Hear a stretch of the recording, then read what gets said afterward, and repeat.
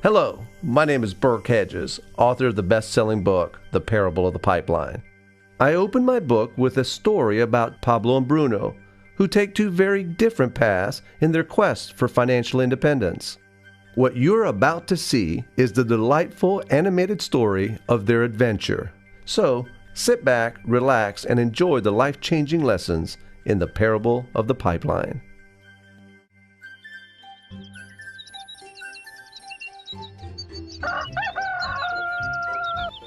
Far away, in a small village, near a beautiful valley, lived two friends, Pablo and Bruno.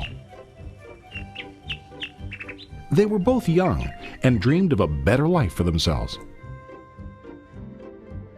They'd often discussed their dreams about how they would become the most successful men in the village. They weren't afraid of hard work, and they searched for opportunities to help realize their goals and achieve their dreams. One day, an opportunity presented itself.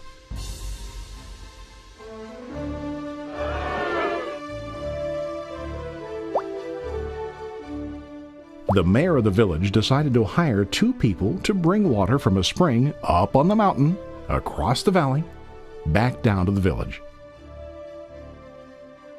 They were to be paid based on the amount of water delivered to the village. Bruno and Pablo enthusiastically got to work. Every day, from morning till evening, they carried buckets to and from the spring. They worked hard, carrying water to the village. In the evening, they'd return home with their day's wages.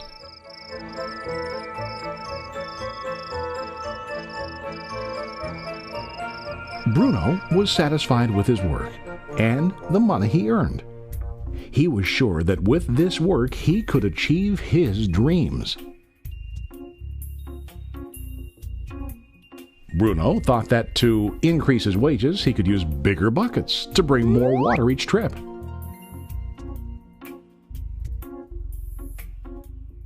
He believed with a larger income he would soon be able to buy a cow and the house that he dreamed about.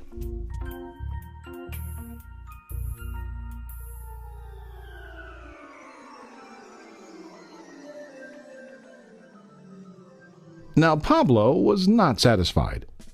At the end of the day, his back and hands ached, and he was exhausted. He was looking for an easier way to earn more. One day an idea occurred to Pablo. He imagined building a pipeline to deliver the water from the mountain spring to the village. With this pipeline, he could get more water to the village without carrying buckets back and forth from the spring to the village. Soon, he got very excited about his idea and began to plan. Pablo, of course, shared his idea with his friend Bruno and asked him to join with him to work on and help build the pipeline. Bruno thought the idea was crazy. All Bruno could think about was what his money could buy today and how to get it quicker. He felt that building a pipeline would slow him down and delay him in achieving his goals. Instead, Bruno got bigger buckets and went more often back and forth, fetching water. He was sure that with this method, he could make more money. Pablo decided to build the pipeline on his own. He understood that it would not be easy to build, and it would take time to complete the pipeline. Pablo knew that it could take several years to finish, but he set his mind on his goal. Every day he worked and carried water like before. But on weekends and during his spare time, he worked hard to dig in the rocky soil and build his pipeline. In the first month, there was little to show for his work.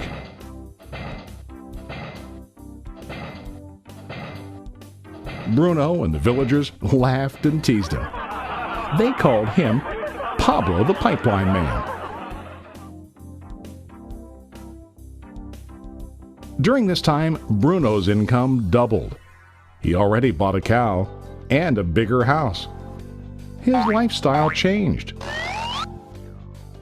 He now spent time after work in the bar, enjoying his hard-earned wages from delivering water.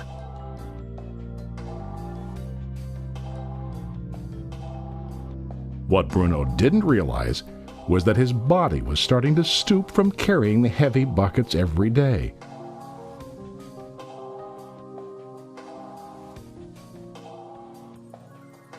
His face looked worn and his body tired. Soon, he began to carry less and less water due to the wear and tear on his body.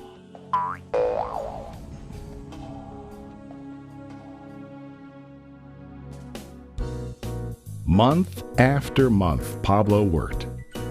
Soon a year passed, and then a second year. Finally, Pablo finished his pipeline. He now used his pipeline to deliver water to the village instead of carrying buckets. Pablo was now earning more money than ever before. The water continued flowing to the village, while Pablo wasn't working. While he slept and ate, the water flowed. Pablo was happy and proud of his insight, persistence, and hard work. Now his income flowed as long as the water flowed through his pipeline.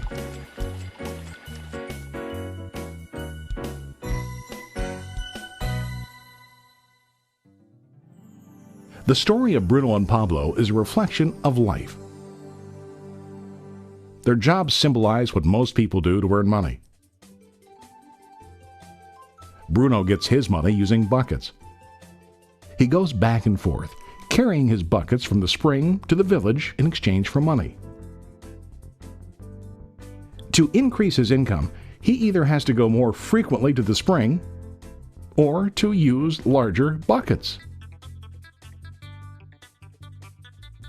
It's common in real life to increase our income by working harder. For example, working overtime or getting a second job. We also increase the size of our buckets by accepting a higher paying position, which often includes spending more time on the job. Most of us exchange time for money like Bruno. We know that every person has only 24 hours in the day and that it's not possible to use all our time to work. The most difficult time comes when we can no longer exchange time for money due to age, health, or other reasons. Then, our income stops. Now let's review what Pablo did. Very wisely, Pablo did not exchange all of his time for a limited income, but he used some of his time to build a pipeline. He knew that the pipeline would bring ongoing income as long as the water flowed. An ongoing income that multiplied the time he worked each day.